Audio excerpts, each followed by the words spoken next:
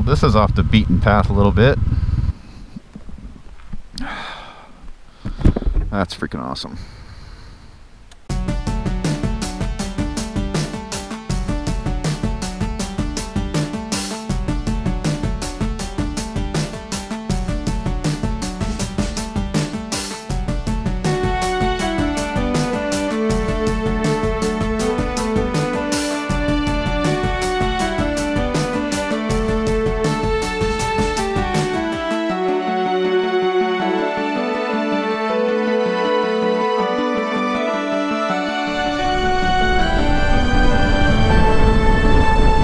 What's going on, everybody? Oregon Motorcycle back today on another beautiful Sunday. It's morning time. It's about 9 o'clock, a little after. Sometime in February, I don't know. I think it's the 16th or something. Anyways, we are out here today doing a little test run. I've got the CB500X loaded up with some luggage. So I picked up some bags yesterday, and I got them secondhand on Craigslist. I couldn't pass up the deal. They were only 20 bucks, so and they're in okay shape. There's a rip on one side, which is not that big a deal. I'm probably gonna like glue it back up or something, I don't know.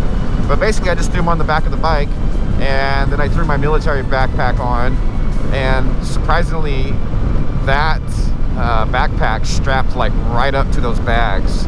So it was like a direct fit. It was pretty cool. So I got using my backpack as a center bag, and then I got the two saddle bags. And yeah, we're just, you know, I've got some, like I said, it's a mock run, so I've got like my sleeping bag and tent. I got a change of clothes in there, an extra pair of socks, and I brought some snacks and some water and stuff, you know, just to kind of, you know, get some weight in there and kind of get a feel for it. And you know, this is honestly, this is the first time that I've ridden a motorcycle that has had luggage on it. And so I've gotten real intimate with this bike over the last 1,000 miles. I've been riding it every day, so I know it, and I can feel it really well. And I'm gonna tell you what, when I put these bags on the bike, I don't even have much in it, and I can totally feel a difference in the motorcycle. You know, I mean, right off the bat, it's more top heavy. So it's, you know, it's some differences I'm gonna have to get used to, and possibly acquire some new skills in riding, you know, because I can't imagine when I have it fully loaded, which is probably gonna be double the weight that I have on it right now, and then trying to take that off-road. You know, this is gonna be a whole new experience. You know, most of my riding throughout my life, you know, I've been riding off and on for over 20 years. I think I got my endorsement when I was I think 22, I think, is when I got my first endorsement, and that was in California. And so I've ridden off and on through there, you know, and I've ridden a little bit of dirt. I used to have a dual sport. It was a pretty cool bike. I ended up breaking my arm and getting like 3 pins in it, and I was messed up for a while. So, you know, I've fallen and crashed, or whatever you want to call it, broken some bones and everything. And, you know, I started out as a kid riding dirt, ATCs and quads and all that stuff, but not much motorcycle experience as a little kid. But when I got into my early 20s, you know, I got a street bike and did all that, and then I got the dual sport, and I've had a scooter before. I love the scooter. I want another scooter because those are so fun and easy to ride, putt around town and stuff on. And you know, up here in Oregon, I've been up here in Oregon now for over 6 years, and in this last year, I've recently taken up motorcycle riding again. So, and I've done it a lot different than I have before. I'm taking it a lot more serious this time, and doing, you know, a lot more studying and learning, and you know, I've done, you know, probably 80 to 90% of my skills, well, besides riding in traffic, has been acquired up here, like riding a lot more twisties and getting more, you know, familiar with the bike and the way it turns and everything and that kind of thing. I've always been pretty good at riding in traffic and, you know, watching for obstacles. I never had a bad mishap in traffic, so knock on the tank. So, you know, I rode in LA traffic for years, and split traffic and split lanes and all that good stuff, you know, and I split lanes up here sometimes too. I don't care. I'm not gonna let some other people dictate how I ride. So anyways, but yeah, so we're out here. I'm headed south, you guys, out of Oregon City, and we're gonna go through Silverton, and then we're gonna cut off kind of southeast. And I woke up this morning wanting to go to D. Wright Observatory, but that road, I've never been there before. I just was looking up stuff, places to go, and so I punched it in my map, and I was looking on the map right before I left, and it said that the road is closed like all through the winter, and it's not going to open up until May, you know, which is like 3 months away. So I have a feeling it's all snowed in up there, and I'm not going to be driving up high in elevation, you know,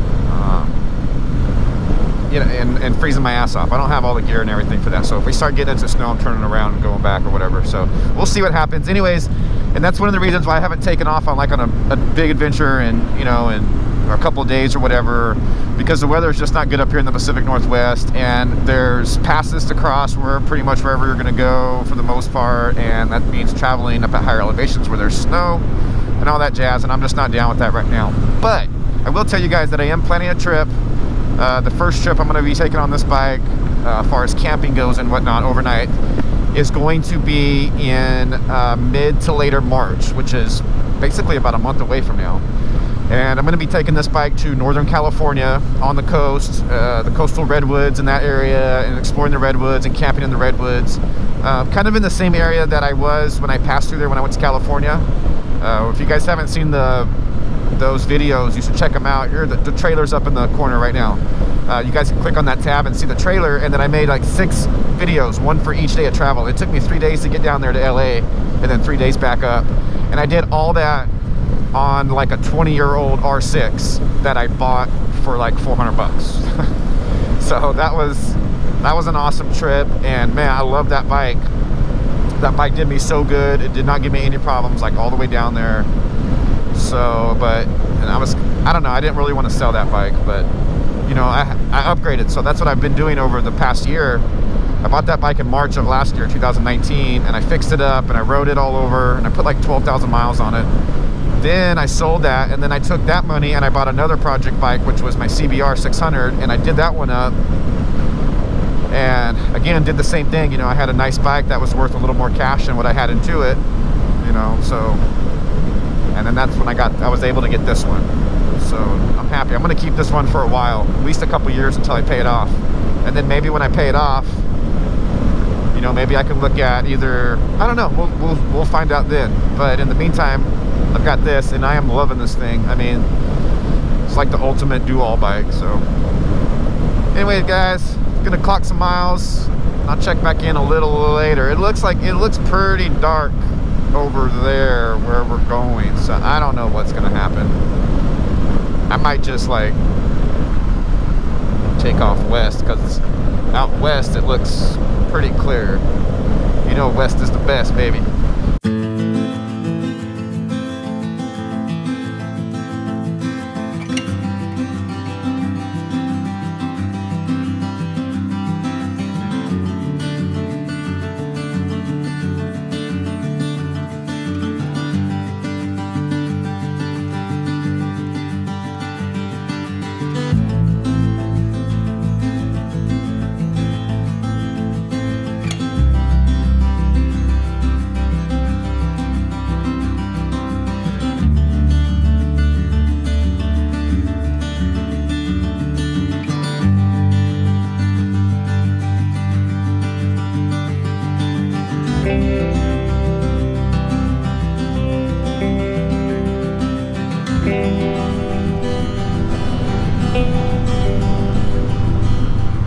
Alright, we made it into Silverton, Colorado. I'm gonna pull off here and check the luggage, make sure everything's all good, and show you guys what I'm working with. Yeah, this is a quaint little town. There's oil droppings on the road in the center. I've had the pleasure of meeting the mayor of Silverton before. He's a nice individual, quite the character. Yeah, let's pull over here in this parking lot, check this out, see how we're doing.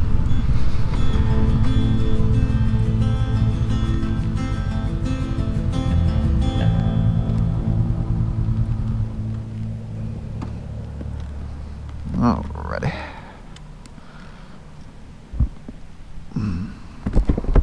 So there it is.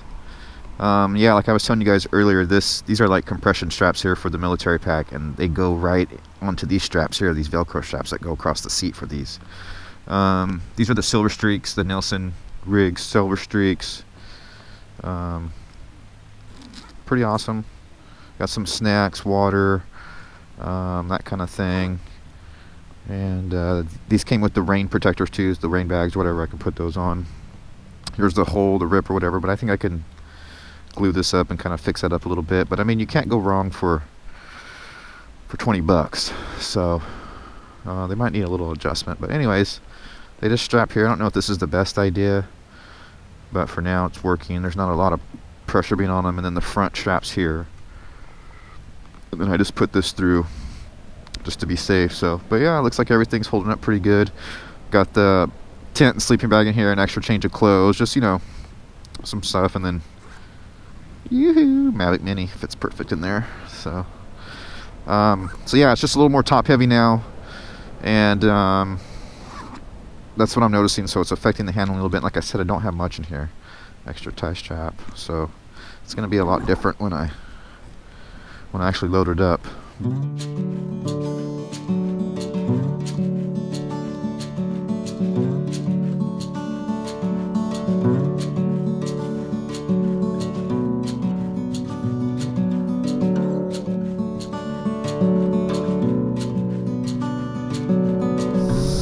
Next stop is Sublimity or something, I don't know. I'm kind of hungry, and the Pop-Tarts that I brought with me are not sounding that good right now, so I might stop for breakfast.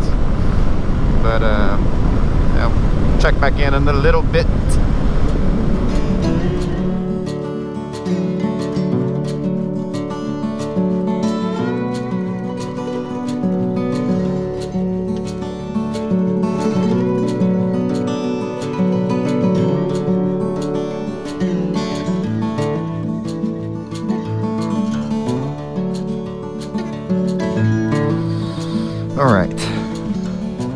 We are leaving the gingerbread house in Lyons, Oregon. Just had some eggs and bacon and stuff.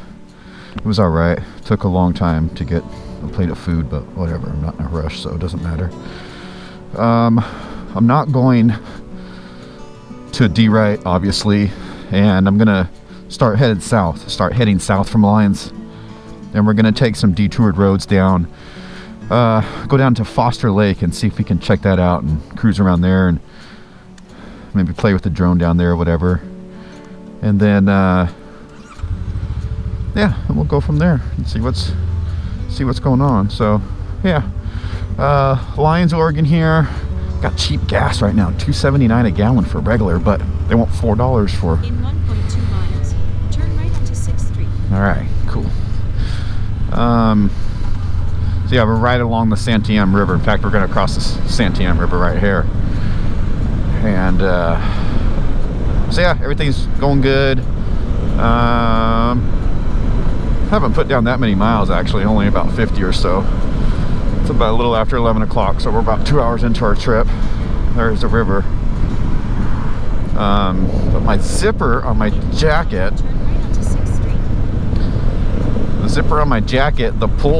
the leather pull thing, it broke off, so there's no puller on my leather jacket right now, so I couldn't get it zipped up all the way. It's like, I don't know, I might, if it bugs me, I'm gonna pull over and see if I can't fix it with a tie strap or something. I'm pretty sure I have tie straps on me, maybe. But if not, it is what it is. So cruise on down these roads right here I got on the GPS. We'll see if we can get around the lake. The reason I'm not going back or towards Bend is it's just going to be too cold over there. According to my map, it's going to be in the 30s, the high 30s, but still, it's going to be a little warmer on this side if I stay closer to the 5 and stay more within the Willamette Valley. So, and I plan on, after I leave the lake here, maybe we can drive around the lake. Ooh, longhorn steer. Sweet. Then I might just head back on the highway to hit the 5 and just drive straight up the 5 and just try to put down some highway miles at higher speeds and see how that goes. And then if I do that, there's an In-N-Out on the way back near Salem, so might have to get some In-N-Out. Yeah, just got a brand new In-N-Out, but we'll see what's going on. So I'll check back in with you guys in a little bit.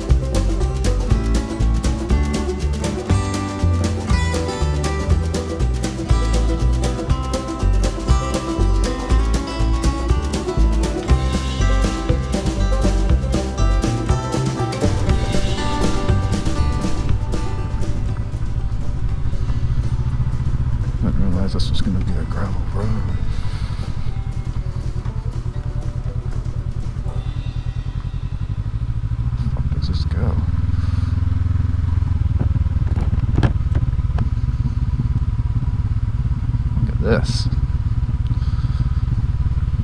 Well, this is off the beaten path a little bit. I didn't realize this was a gravel road on the map.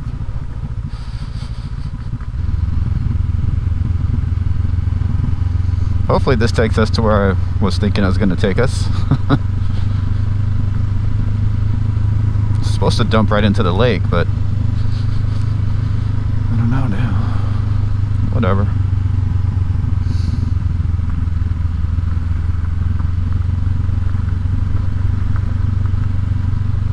This is really loose gravel. You could feel the front end just washing all around, so it'd be nice to have some good tires for this kind of stuff. So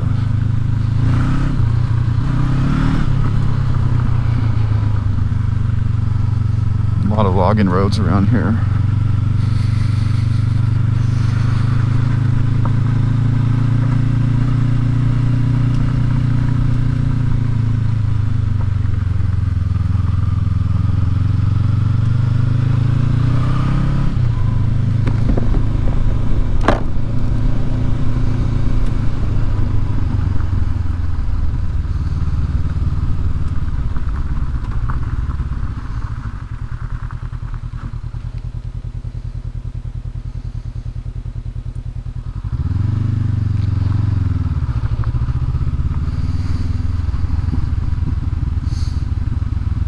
Might not be as slick as it feels. I guess it's just the pea gravel moving the bike all around that makes it feel kind of slick, but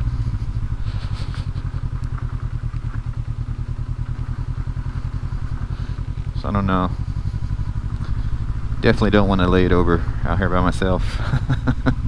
So we're just gonna take it nice and easy, kind of get a feel for things.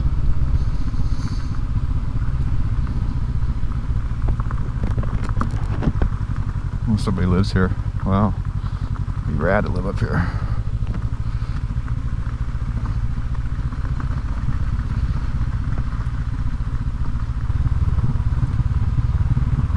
Yeah, it's like they just dumped gravel on this road or something. There we go. It's got some hard pack or something. Maybe it's going back in the asphalt. I don't know. Nope. Back on the loose gravel. Whew. Looks like we're back on paved. I'm gonna go this way and keep going down because we are going to a lake. So.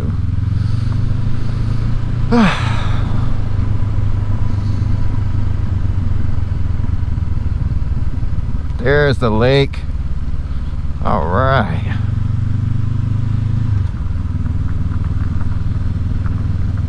It's a big lake.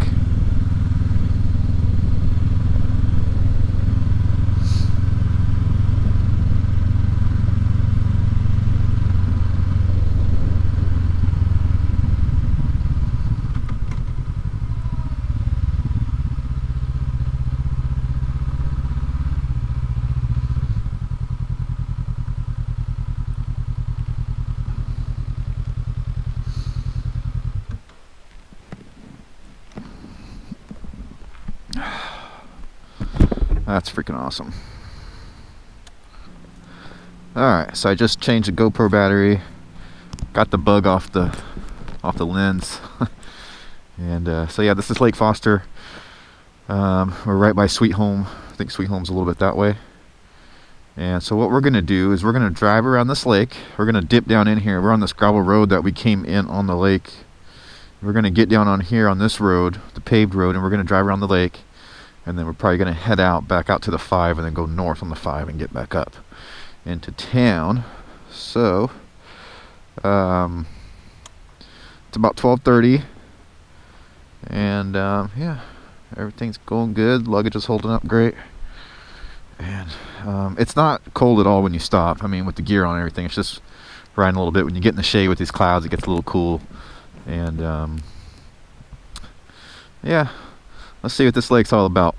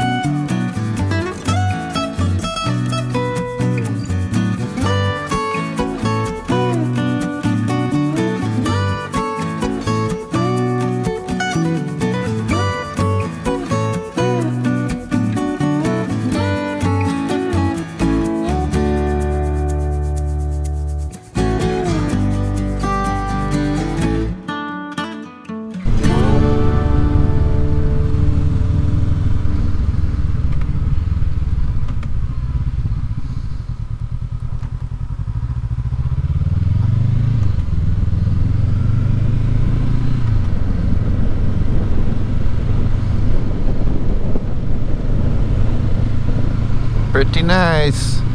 Pretty nice. It's low right now.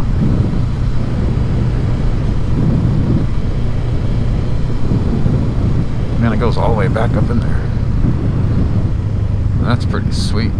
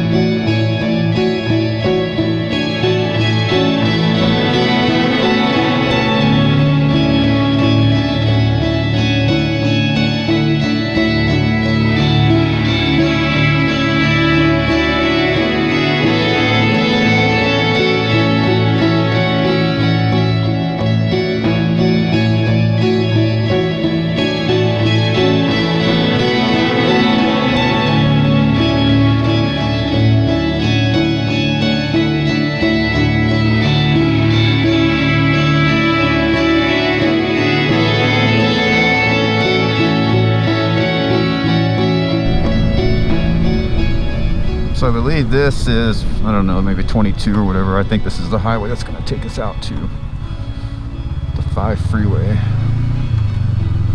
It's about 1 o'clock p.m.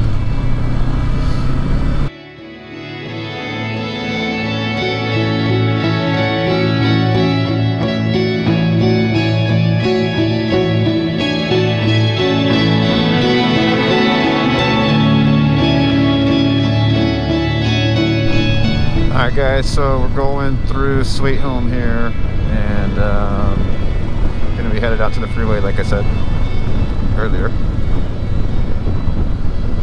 And put on some freeway miles. I haven't really ridden this bike for a longer distance on the freeway, so we'll see how the the vibration goes and that kind of thing, and get a true test for it. So, but anyways, I'll see you guys at the freeway. Alright, here we go, 5 freeway. To tell you the truth, I've been traveling at highway speeds for about the last half hour, 45 minutes, so I'm thinking that a taller windscreen would be adequate. Just to reduce some of the wind noise. The wind's pretty much off my chest, but it's hitting the helmet pretty good. It's creating some wind noise, so. But overall, I mean, it's not bad. Overall, this bike is freaking awesome, so. It's hard to complain about things on this bike because how good it is, you know. So I don't know how many miles we have till Portland. Probably see a sign here in a little bit. We're south of Salem, north of Eugene. Get around this truck here. So some of you guys are concerned or asking about like vibrations and stuff, and my hands and body still feel fine right now. I'm cruising at highway speeds right here, and there's not much vibrations. And in fact, like there's not really any vibrations at all on the foot pegs. On the stock foot pegs. And now there's a little bit in the handlebars, but you gotta remember I have arc busters on here now, and I took the weights out, so I'm sure the weights help a little bit with the vibrations. But when you get into the higher range, like the higher speeds, like around right now we're doing 70, the vibration really starts to go away. The frequency gets higher, so it's pretty much non-existent. You can notice a little bit like around 60, 62 miles an hour. I noticed some of that today, but again, just really on the handlebars, and that could be because the weights are gone. So I don't know. I didn't really do like mini tests, long distance tests before I put these on. Today's like my first long distance ride on this thing, I guess you could say, and it's not even really that long a distance. We've done about 150 miles so far, and we probably got at least another 50 miles to go. A couple hundred miles today, so yeah. Alright, I'll check back in a little bit and let you know how my fingers and toes are feeling.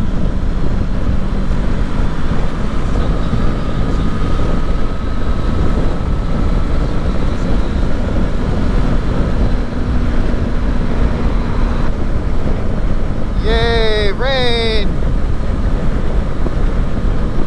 Wouldn't be a drive in Oregon without rain. Yeah, baby. I think we're gonna pass through this pretty quick. It was looking pretty nasty over there to the east. Yeah, it looks like a rain shower just came through here. I think we just missed it. Perfect timing, because I see blue skies ahead.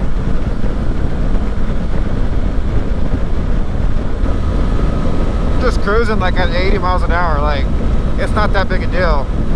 Now that I've gotten used to the bike, I mean, it's not near as stable as my CBR, obviously, but this bike cruises like no problem.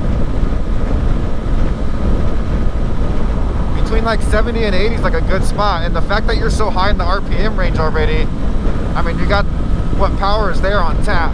You know what I mean? I mean, as much power is going to be on tap. It's there. It's ready to go because it's, you know. You can see I just roll the throttle on at 6th gear and like that, you know, I'm at 90. And, you know, I got the baggage on here now, so there's a little more wind resistance and a little more weight, so that's dragging it down a little bit. This thing's just still wobbling. Still doing really good. So, super impressed with this highway capabilities. Alright, let's see what we got. I just dropped a gear.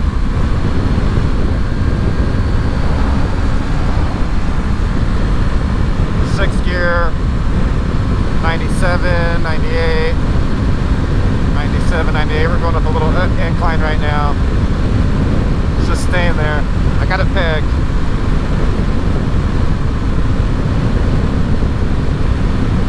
Well, it's like all she wants. All she wants with the luggage on now. I've hit 100 before on this already, so the luggage is dragging her down a little bit. That's okay. Shouldn't be going that fast anyways. So, give my little evaluation here of highway cruising on this bike. Overall, it feels really good. There's no, you know, it's like seriously vibrating. Although this mirror on this side vibrates, I'm going a little slower now, so it's kind of hard to see, kind of see it. It kind of vibrates throughout the whole range. This one doesn't vibrate at all, but if you guys remember, I dropped it on this side, so I don't know, go figure. You know, my hands are feeling good. The throttle side's a little bit, getting a little stiffened up a little bit, you know, after riding most of the day. But that'll probably go for any motorcycle. So, my butt's feeling okay. You know, I've been on the bike most of the day. Well, not most of the day. It's about 2:30 right now. And overall, I'm feeling really good. My back's feeling good. You know, I don't really feel any soreness anywhere. Now I can definitely get off and use a little stretch right about now. But you know, I just rode from Albany and we're just about in Oregon City, back in Oregon City. So yeah, I could definitely use a little stretch, but my legs overall feel good, and I can stand up pretty easy on this thing if I wanted to. So, but yeah, I'm gonna leave it at that, guys. I hope you enjoyed the video. I'm enjoying this bike. If you guys aren't subscribed and you're watching the video still, please hit the subscribe button. If you guys watched the video this far, you must be interested in something I'm doing. So yeah, and we're gonna have some more adventures and more stuff and all that good stuff. So and more stuff and stuff and stuff. So until next time, guys, Oregon motorcycle. We left with 1,060 miles thereabouts, and we're back with 1257, so we did almost 200 miles, or right at 200 miles today. Not bad.